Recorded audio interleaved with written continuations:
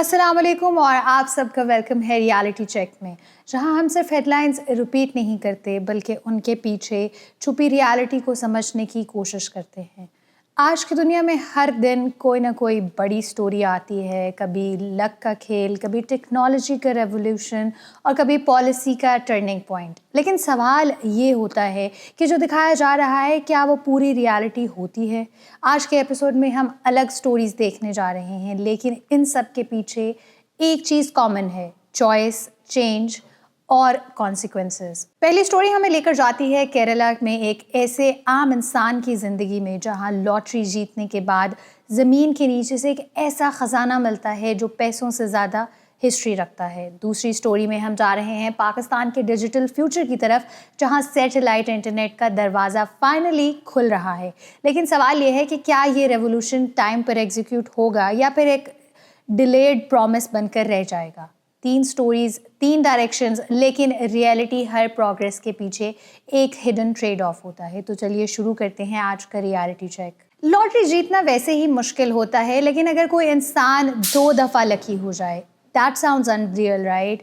लेकिन आज की स्टोरी में रियलिटी फिक्शन से भी ज़्यादा शॉकिंग है। ये है रत्नाकरन की कहानी। केरला का एक सिंपल डाउन टू अर्थ आदमी, 66 ईयर्स की उम्र में उन्होंने नॉर्मल ज़िंदगी, कोई स्पॉटलाइट नहीं, और फिर एक दिन उनकी ज़िंदगी बदल गई जब उन्होंने 6 करोड़ रुपए की लॉटरी जीती। सोचें, एक आम इंसान अचानक से करोड़पति बन जाए। ज़्यादातर लोग क्या करते हैं? लग्जरी कार्स, फॉरेन ट्रिप्स, नया लाइफस्टाइल। लेकिन उन्होंने कुछ अलग चूज़ किया। उन्होंने अपनी विनिंग्स का एक हिस्सा इस्तेमाल किया, ज़मीन ख़रीदी, ना कि इन्वेस्टमेंट के लिए, ना बिज़नेस के लिए, ना ही एम्पायर के लिए, सिर्फ फार्मिंग के लिए। बिल्कुल हाँ, फार्मिंग के लिए, सब्जियां उगाने के लिए, एक सिंपल और पीसफुल लाइफ के लिए। ये डिसीजन ही कहानी को अलग बना देता है। एक दिन रत्नाकरन अपनी नई ज़मीन पर काम कर रहा था जब तक उसका बेलचा किसी हार्ड चीज़ से टकराया। पहले उसने सोचा शायद पत्थर होगा, लेकिन जब उसने मिट्टी हटाई तो उसे एक पुराना मिट्टी का बर्तन नज़र आया। अब सोचा, ज़मीन के नीचे एक सील्ड पॉट मिले तो आप क्या एक्सपेक्ट करेंगे? उन्होंने जब वो बर्तन खोला तो अंदर जो था वो किसी मूवी सीन से कम नहीं था। हज़ारों coins, total of 2595 coins, 20 kilo से ज़्यादा वजन। ये कोई पुराने सिक्के नहीं थे, ये एक हिस्ट्री थी। किंगडम ऑफ ट्रेवनकोर के ज़माने के कॉइन्स, यानी 100 साल पुराने। कुछ कॉइन्स पर लिखा हुआ था जो साउथ इंडिया, स्पेशली केरला में ज़बान बोली जाती है। कुछ पर इंग्लिश और कुछ पर रॉयल सिंबल्स भी मौजूद थे। सो बेसिकली पिलाई ने सिर्फ ज़मीन नहीं खरीदी थी, उसने एक हिडन टाइम कैप्सूल ख़रीद लिया था। एक ऐसी जगह जहां हिस्ट्री छुप कर बैठी हुई थी और शायद सही वक्त का इंतज़ार कर रही थी। अब मैं आपसे एक सिंपल सवाल पूछती हूँ, अगर आपको ये ट्रेजर मिलता तो आप क्या करते? किसी को बताते या चुपचाप उसे अपने पास रख लेते? यहाँ पर आता है असल रियलिटी चेक। इंडिया के लॉ के मुताबिक अगर आपको कोई ऐसा ट्रेजर मिलता है जो हिस्टोरिकली या आर्कियोलॉजिकली इंपॉर्टेंस रखता है तो उसे गवर्नमेंट को रिपोर्ट करना होता है। अगर आप ऐसा नहीं करते तो ये सिर्फ ट्रेजर नहीं रह जाता, आप लीगल ट्रबल में भी जा सकते हैं। और यहाँ उन्होंने क्या किया? उन्होंने फॉरेन अथॉरिटीज़ को कॉल की। ना कोई ग्रीड, ना कोई डिले, ना ही कोई सीक्रेट प्लान। उनकी कॉल के बाद पुलिस आई, आर्कियोलॉजी डिपार्टमेंट आया और सारे कॉइन्स उन्होंने पुलिस के हवाले कर दिया। अब वो कॉइन्स क्लीन हो रहे हैं, स्टडी हो रहे हैं, उनकी एक्चुअल वैल्यू को एक्सेस किया जा रहा है। हो सकता है ये कॉइन्स फाइनेंशियली भी वैल्यूएबल हो, लेकिन उनकी असली वैल्यू पैसा नहीं, एक हिस्ट्री है, एक पूरी कहानी जो हिस्ट्री से ताल्लुक़ रखती है, और वो ज़मीन के नीचे छुपी हुई थी। और पिलाई, उन्होंने क्या किया? क्या उन्हें कॉम्पनसेशन मिलेगा? लेकिन वो खुद क्या कहते हैं? उनका कहना है कि मैंने कभी वैल्यू के बारे में नहीं सोचा, मैं बस खुश रहूं, मैं ये चाहता हूं। ये उनका कहना है। थिंक अबाउट कि एक इंसान जो पहले ही करोड़पति हो, फिर उसे और भी पैसे मिले हों, लेकिन उन्हें उसकी भूख ना हो।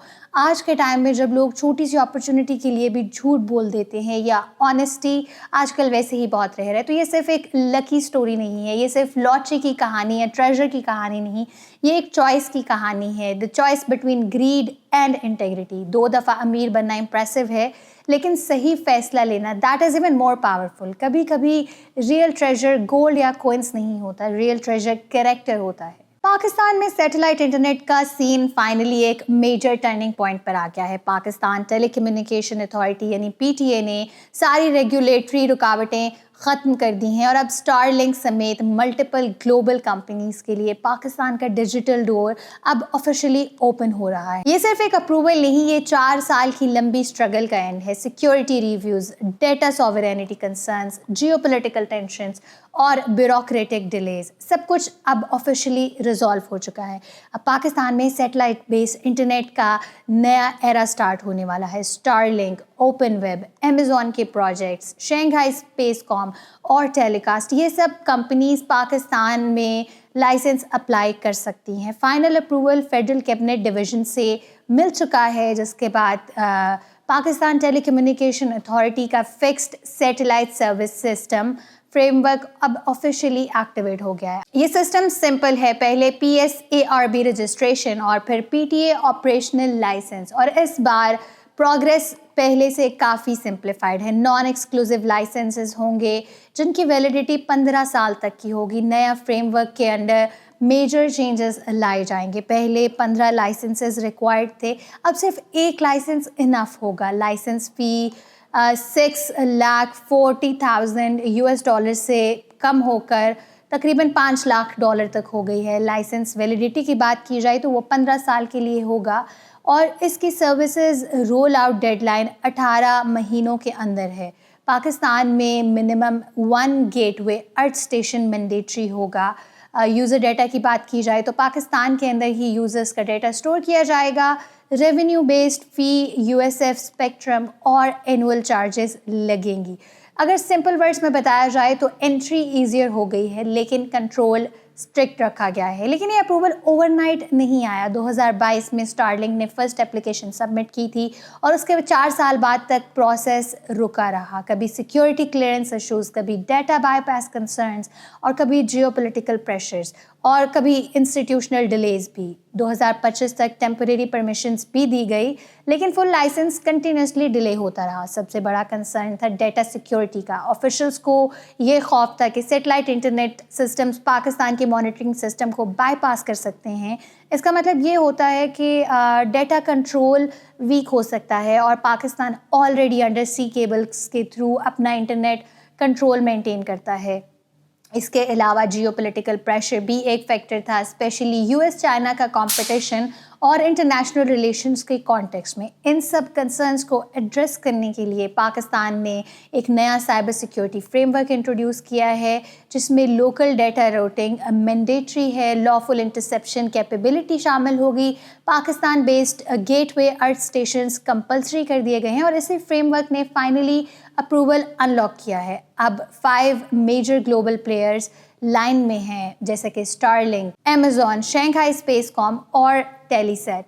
स्टारलिंक इस रेस में सबसे आगे है क्योंकि उसने ऑलरेडी पाकिस्तान में प्रिपरेशंस स्टार्ट कर दी हैं, टेम्परेरी NOC ले रखा है और लोकल एग्रीमेंट्स भी साइन कर चुके हैं। अब सवाल ये है कि इसका फ़ायदा किसको होगा। पाकिस्तान में ऑलमोस्ट 10 करोड़ लोग ऐसे एरियाज़ में रहते हैं जहां इंटरनेट या तो अवेलेबल नहीं है या फिर एक्सट्रीमली स्लो है, और सैटेलाइट इंटरनेट का प्रॉमिस है 50 से 200 MBP speed with low latency और रिमोट एरियाज़ में कनेक्टिविटी। ये फ्रीलांसर्स, स्टूडेंट्स और रूरल इकोनॉमी के लिए गेम चेंजर हो सकता है। लेकिन यहाँ एक इम्पॉर्टेंट रियलिटी भी है।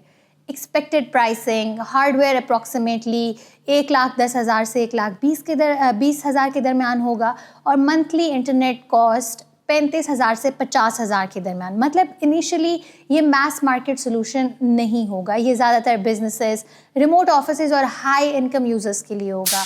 इसी डिले पर सेनेट ने भी गवर्नमेंट से ये सवाल किया है। लॉ मेकर्स ने ये पूछा है कि इतनी इम्पॉर्टेंट टेक्नोलॉजी को रोकने की वजह क्या थी, जबकि 5 कंपनीज ऑलरेडी इसके लिए तैयार थी। एक्सपर्ट्स का ये कहना है कि पाकिस्तान में इशू कवरेज का नहीं बल्कि क्वालिटी ऑफ सर्विस का है। अर्बन एरियाज़ में भी इंटरनेट अनस्टेबल होता है और इंफ्रास्ट्रक्चर डिमांड्स के साथ कभी मैच नहीं कर पाता। दुनिया आगे जा चुकी है। अमेज़ॉन, SpaceX, OneWeb और अदर्स, ये सब अब सिर्फ इंटरनेट नहीं दे रहे बल्कि ये cloud computing, AI generated systems और ग्लोबल डिजिटल इंफ्रास्ट्रक्चर का पार्ट बन रहे हैं। सैटेलाइट इंटरनेट अब सिर्फ कनेक्टिविटी नहीं, एक स्ट्रेटेजिक डिजिटल वॉर बैंड बन चुका है। तो ये सिर्फ एक टेलीकॉम पॉलिसी चेंज नहीं है, ये पाकिस्तान के डिजिटल फ्यूचर का टर्निंग पॉइंट भी हो सकता है। लेकिन सवाल ये है कि क्या पाकिस्तान इस अपॉर्चुनिटी को फास्टली एग्जीक्यूट कर पाएगा या फिर ये भी एक और डिलेड रेवोल्यूशन बनकर रह जाएगा। आज की स्टोरीज देखकर एक बात क्लियर होती है कि दुनिया सिर्फ लकी या प्लान से नहीं चलती बल्कि डिसीजंस और टाइमिंग से चलती है। कभी एक इंसान अपनी लॉटरी जीत को ग्रीड के बजाय इंटेग्रिटी में बदल देता है, तो कभी एक मुल्क अपने डिजिटल फ्यूचर के दरवाजे खोलता है, लेकिन उसकी एग्जीक्यूशन का इम्तिहान देना होता है। लेकिन हर स्टोरी के पीछे एक छुपा हुआ सच है कि हर अपॉर्चुनिटी अपने साथ एक रिस्पॉन्सिबिलिटी भी लेकर आती है। अगर आपको ये सेगमेंट पसंद आया हो तो हमें कमेंट्स में अपनी राय के बारे में ज़रूर आगाह करें। I am Ramna Said signing off from Reality Check, where facts cut through the noise. Catch you in the next episode. Thank you.